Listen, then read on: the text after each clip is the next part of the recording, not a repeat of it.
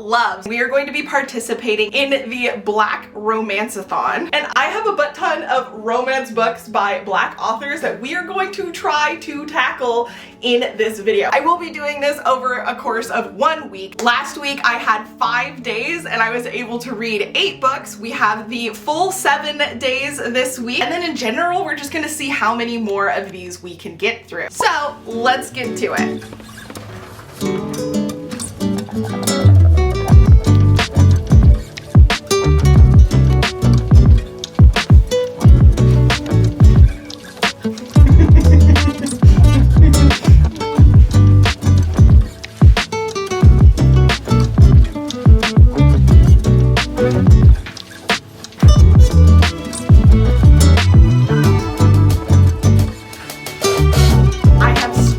Don't Go Baking My Heart by N.G. Peltier. I forgot that this one doesn't have an audiobook version, so I'm going to have to physically read this. So I'm not sure how quickly I'm going to get through it, but I have started and I am enjoying it so far. It seems like it is a grump sunshine romance. I personally am a big fan of that dynamic. This one, the guy is the grump. We start off with him. He is a project manager, which is actually what I do, and it's kind of embarrassing how much I relate to some of the stuff that he says. He's definitely extreme and he's definitely grumpy about a lot of the things, and there are differences, but hearing him talk about certain stuff, I'm all like, oh my god, me and my coworkers complain about those things all the time. I am enjoying it. I like the female character. We just got introduced to her. I will say, I do think like some things came off a little bit strong, but she is a very strong, independent, outgoing, carefree, fun character, and I think that's going to be fun, obviously, for the sunshine grump theme that we have going on. Okay, so I am enjoying this quite a bit. I will say there has been one gripe that I've had since the beginning. I'm not very far into it. I have had issues with Reba as a character, not because I don't like her, because I love her. I actually really love her character a lot, but because I feel like her agreeing to all of this doesn't fully make sense, and the way that she has interacted with our main character also doesn't make sense. So when I hear from her perspective and how she, you know, thinks about him and the certain things she says, it doesn't fit with what I'm expecting based off of all of this other stuff that we get from her, and it just like put me off. And so that kind of sucks because I love reading from his perspective, and I also love her as a character. I'm interested in seeing how things go. It's got the potential of being something that I really enjoy.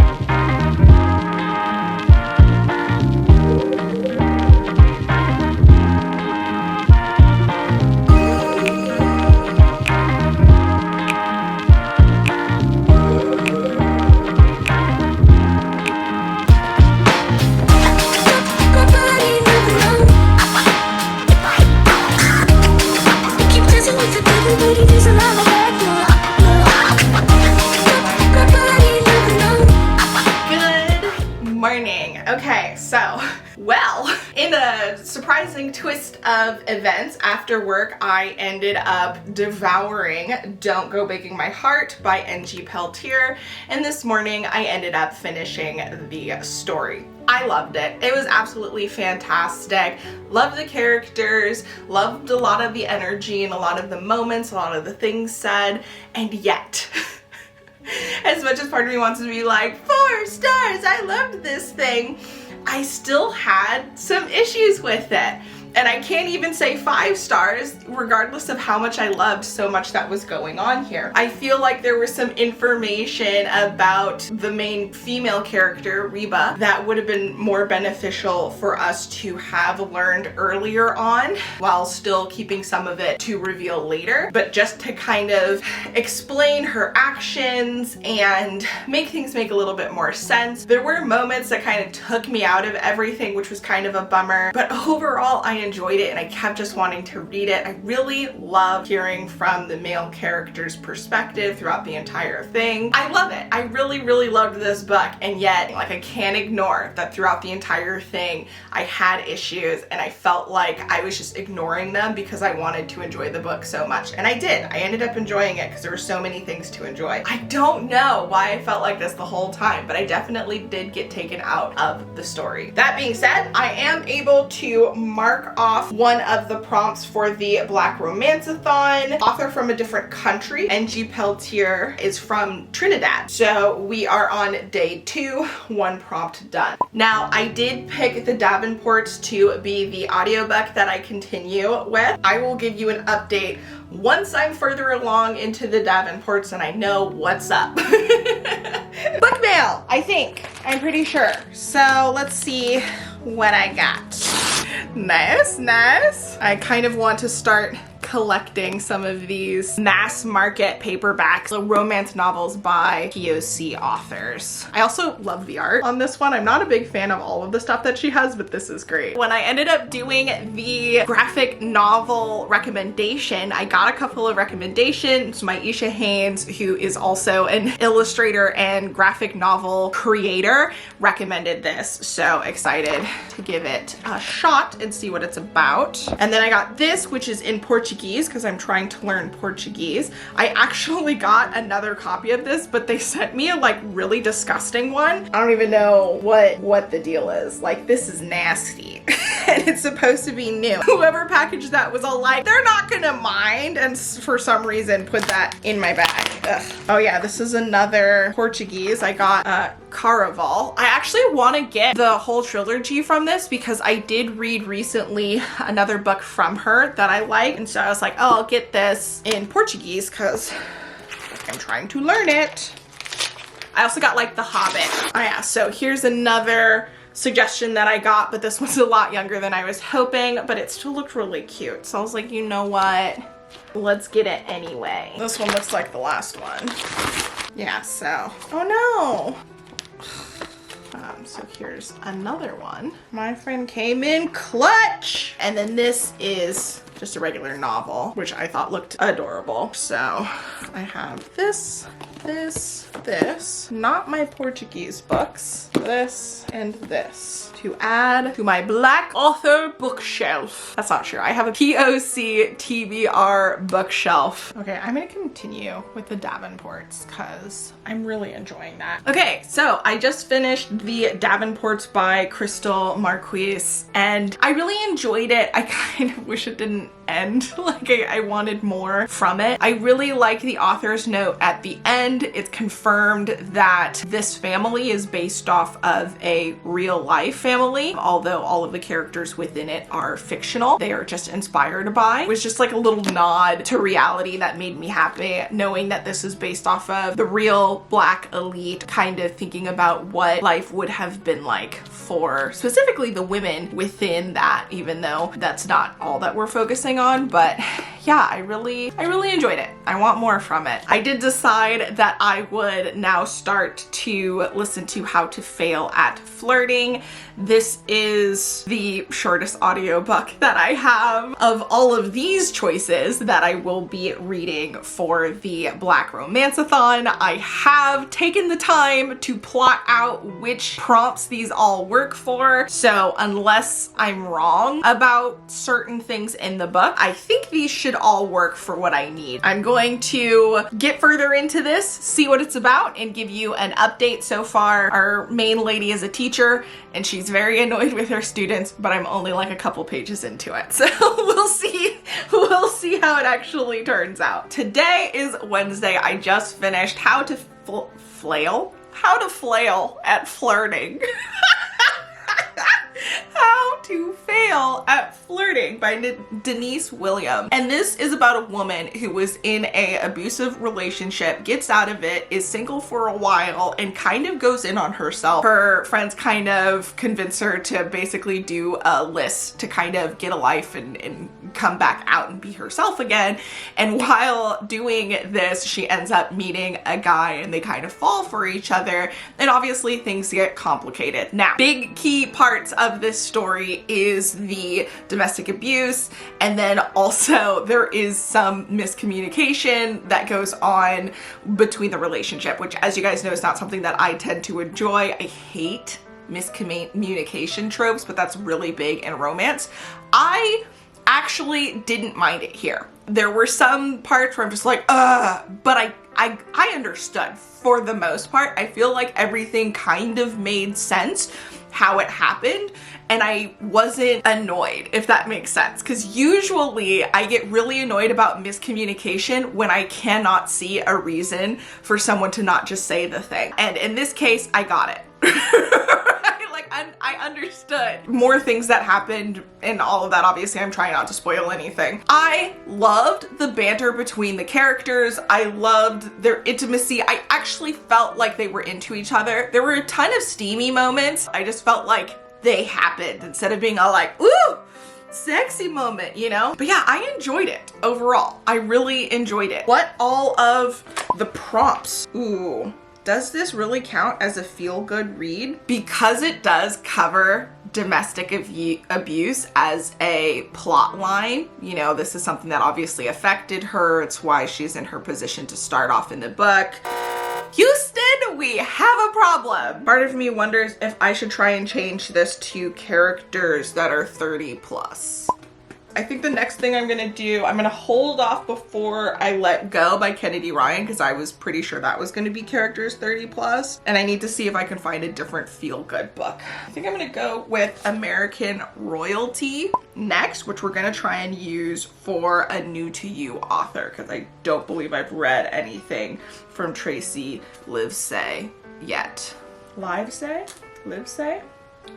Who is a former criminal defense attorney. As far as I'm aware, this is pretty much about a royal dude who's supposed to be setting up some sort of royal event, and he's all like, oh, we need entertainment. Well, there's somebody named the Duchess, let's choose her. And he ends up hiring this hip-hop pop star woman and catching feels. We'll see. Okay, so finish the next book, American Royalty by Tracy Livesay, and this one goes for the new to me author for that prompt, and it was very raunchy.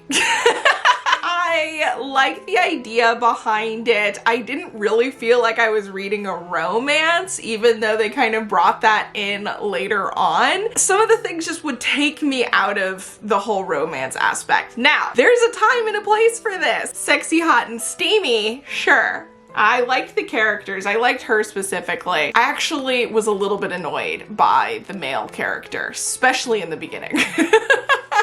But as time went on, I was like, okay, he's kind of cool. Now I am reading A Love-Hate Thing by Whitney D. Grandison. This is also a new to me author, but I'm actually going to be using this for the YA romance prompt. We have our two main characters. One of them is from a relatively wealthy family. She's very well off. She does work hard, but she's popular. She's, you know, got the summer off. She wants to have fun with her friends. She is black, but she has like a white boyfriend, and you know, she's all excited about her cotillion ball. And then we have our main male character he comes from a rough neighborhood, and after unfortunate things happening, he ends up with this family. She is very hesitant about all of this. Hi. Hello. So I am continuing A Love-Hate Thing. I actually haven't gotten that much further into it, but we just had this like really intense conversation between the characters, and all I could think was like, these aren't real people. That's unbelievable. That's not how they would talk or act or respond. It felt so weird to me. It just felt like a really poorly done soap opera by really bad actors. Like, that is what that scene felt like to me. Hopefully it doesn't get any worse, but I had to make that comment. Okay, hi, hello, good morning. It is the next day. I finished A Love-Hate Thing last night. I kind of hated it. I feel bad, but I didn't like it. I didn't like it. I couldn't really get past the writing. I did find it kind of amusing because like I just felt like I was reading a ridiculous, you know, over the top soap opera-y type thing. And I don't know if that's the best way to describe the vibe of the book, because it doesn't necessarily have that soap opera theme through it, but the overly emotional conversations felt like it was like pulled from a soap opera. Oh no, I know how difficult this must be for you. Also, the other thing that I realized is that this book tried so hard to tell me how I was supposed to feel. There were these inner monologues with the characters about these revelations that they were having, and it's true, like I in general am kind of down for that. I like books where the characters are introspective and they realize things, but like the whole thing to the point where I was like, I don't think these kids are having these thoughts. Like these are not real people. I feel so bad, but like all I could think while reading this is these are not real people. That was kind of a bummer. As soon as I finished this though, I ended up picking up Buy the Book by Jasmine Guillory, and this is a besties TBR pick for the month. So I actually just finished giving them an update for their exclusive vlog that I'm doing for the 2 books, but I figured I'd give you guys a little bit of my thoughts, even though most of that is shared for the Patreon besties. So this is a book about a publisher who's going to a not easy to work with author to try and get his book. Obviously, feelings ensues in the process of her trying to do this and things get complicated. It was cute. I enjoyed it. So I do have more thoughts, but saving that for the besties. Now I'm going to read Fake It Till You Bake It by Jamie Wesley. This is one of the Blackathon group picks for one of the 3 different teams. I'm reading from all of them because I just want to read a lot this month. So I'm hoping to get a lot of stuff that works for Blackathon and the Romanceathon. This, as far as I'm aware, is about a woman who ended up rejecting a proposal on a, what is it called? A reality TV show, and became kind of the most hated woman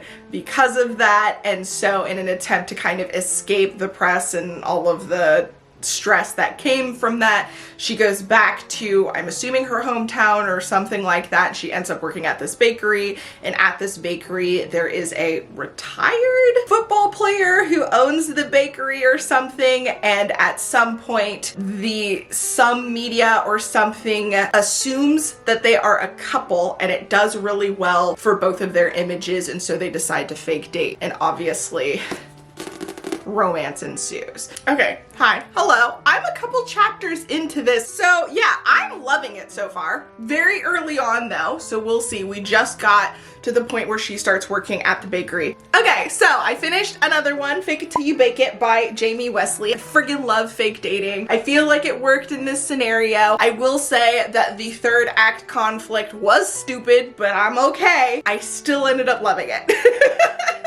I really loved it. I loved it a lot. I loved the characters. I loved the romance. I loved the issue. I mean, like, overall, it was a fun time. A fun time. And now I need to figure out what I'm gonna read next. Originally, I was going to read this, but I ended up using a different book for the prompt that this would work the most. So part of me is like, maybe I should save this for another time. And thinking that I might tackle the dating playbook, because I think this is the 2nd in this series, and then possibly the hookup plan by Farah Roshan. I've read the 1st book in this series. Let's do this. Hello, good morning. Okay, so I have a cup of coffee and a bunch of stuff around me to give you some updates on things that I've read, some stuff that I've got, and things that are going on.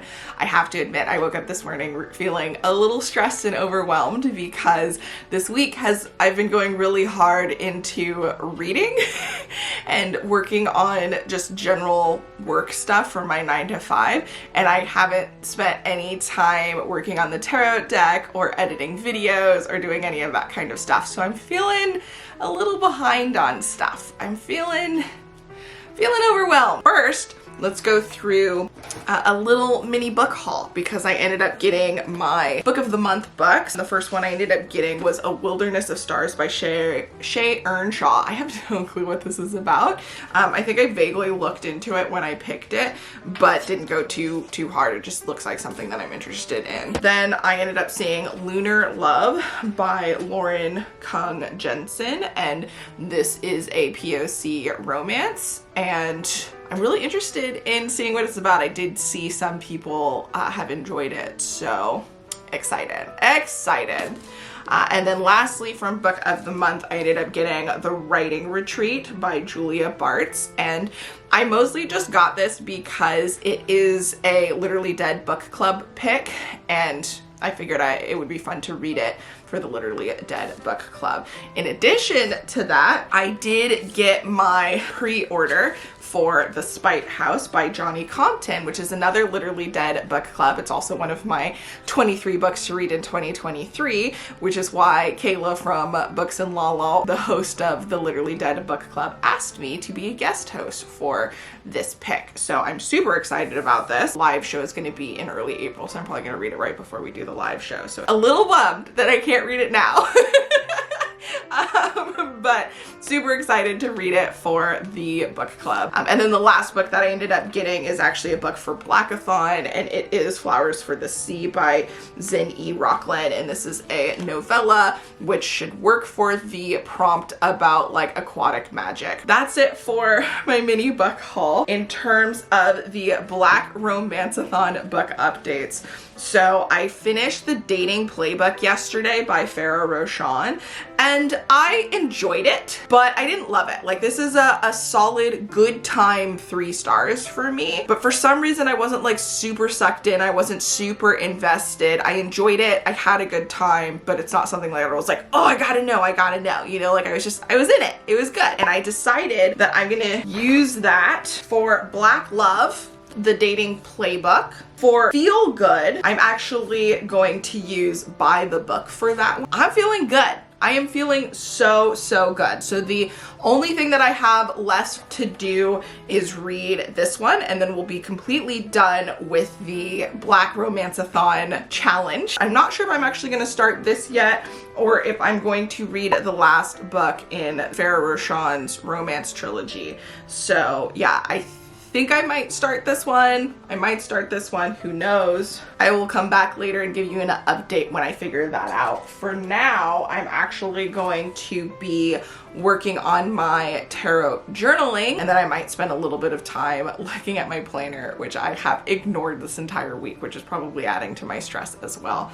So I think I'm gonna do those 2 things, and then after I'll pick one of these books and I'll give you an update. Hello, good morning. So it is Saturday. Later today, I'm going to be going bowling with my family for my uncle's birthday.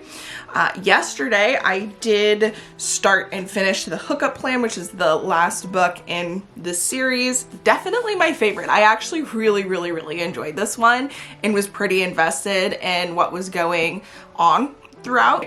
Then the power at my house went out last night for the first time since we've been here, and it was out for basically an hour, like roughly an hour. It was supposed to be out longer, so we got lucky. And I decided to start reading Holding Back the Years by Kasha Thompson. I didn't get super far into it because, like I said, the power came back before I was expecting it to. Yay! Came back early. Woo, woo, woo! And then after that, I was actually pretty tired. So the last couple of nights, I haven't gotten a lot of sleep. So I went to bed early last night, and this morning I have continued with Holding Back the Years. And I'm not entirely sure how I feel about it so far. Apparently, I am starting to get a little bit picky with my romances. Color me surprised. So far, we've got 2 characters who end up meeting at the old folks' home. Her for visiting her grandpops, who's been there for, you know, like 7 months or something, and him to visit his mom, who has just been admitted to the place. They keep kind of running into each other. I'm not very far into it.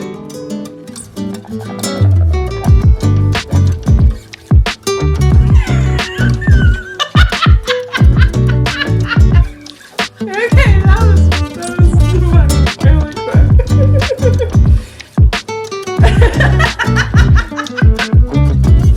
Go, girl! Say what you mean and be what you say.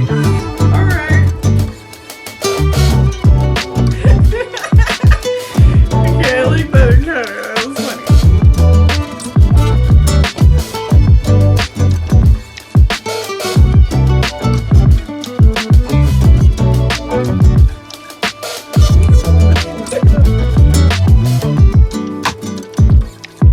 Hi, hello, update time. So I'm like halfway through this, And basically our two main characters kind of end up in a friends with benefits sort of situation. So it gets pretty steamy pretty early on, and we have several steamy moments throughout, and then obviously they're going to start catching feels. I do think it's really weird that it talks so much about her work history background when that's like not a part of the story at all so far.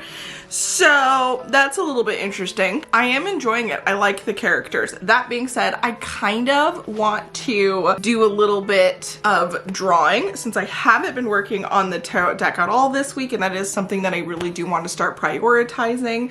So I decided to turn to Audible Prime, Audible Premium, Audible whatever. They're the books that are included with your Audible subscription, and I'm trying to find romances and then obviously focus on ones that are by Black authors because that's all I'm reading this month, and then I'm saving ones that aren't for later. But I'm basically just going through and seeing what they had. They have a couple of novellas. They have one by Kennedy Ryan, and I'm a fan of her, so I wanted to try that out. And also Mia Sosa, which is another author that I absolutely adored, one of her previous books. So I have a couple of faves. Then there's also, I think, one or two from Alexandria House, I think. And she is I'm pretty sure a well-known Black romance author in the Black romance author community. But I haven't read anything from her, I believe. So that is also an option. And I'm thinking maybe for the rest of the vlog, we can read a bunch of these like novellas and quick short books. There are some that are longer, but we do also have some that are like a couple of hours. And since I listen to my audiobooks on 2.5 to 3 times speed, I can go through those real quick. So first off, we're gonna do Son of a Beach by Mia Sosa. First off, I didn't think about the fact that dedicating a week to romance would mean so much steamy scenes. Especially today, because all of those novellas and several of them back to back to back, like dang, man. Hi, hello. Okay, so things went as planned. I ended up listening to the Audible Prime novella audiobooks while working on my tarot deck. It went so well though that I ended up reading 7 additional books that day. Yeah, I don't know. But since we are already running on fairly long in this video, I figured future me would come back and do a quick recap of everything that I went through and just let you know how the week went in general. So the 7 Audible Prime books that I ended up reading was Son of a Beach by Mia Sosa. Really enjoyed this one. A Walk in the Park by Rebecca Weatherspoon. Another really good one. Should Have Been by Alexandria House. I don't think this one was my favorite, but I still liked it. Then we have Dreams Life by Asa Raymond Baker. I unfortunately didn't like this one. It just wasn't for me. Too much going on. Then we have Coming Home by Kennedy Ryan. Short, sweet, to the point. Then we had The Perfect Play by G.S. Carr. This was a great accidental marriage situation, which was really fun. And then the last book was Believe in Me by Alexandria House, and I absolutely adored this one. There were a couple of issues that I had with it, but overall really liked it. So in general, really good with the books that I picked, really happy with them, and I might go more into detail in the future if you guys are interested in hearing more about them. Then after finish all of the audiobooks, I ended up picking up Holding Back the Years, and I ended up finishing this as well. And this one, I really liked the characters. I was interested in some of the things that was going on. Unfortunately, some stuff at the end happened that I just did not enjoy and made me not super root for the couple anymore. I yeah, I was a little bit frustrated. I feel like this was a book in general that had some really good moments and then some not so great ones, but I did ended up finishing it, which does mean that I have completed the Black Romanceathon challenge for the week, and I feel really good about all the books that I read. This does mean that I have somehow managed to read 17 books this week. As usual, I will have all of these books listed down below if you're interested in checking them out. Next week, I'm going to be reading fantasy books by Black authors, and if you've missed it, I would check out last week's reading vlog where I found a new favorite and where I ended up ugly crying on camera, which you can check out here. If you've made it this far, include this emoji down below, and I will catch you in the next video. Until then, bye!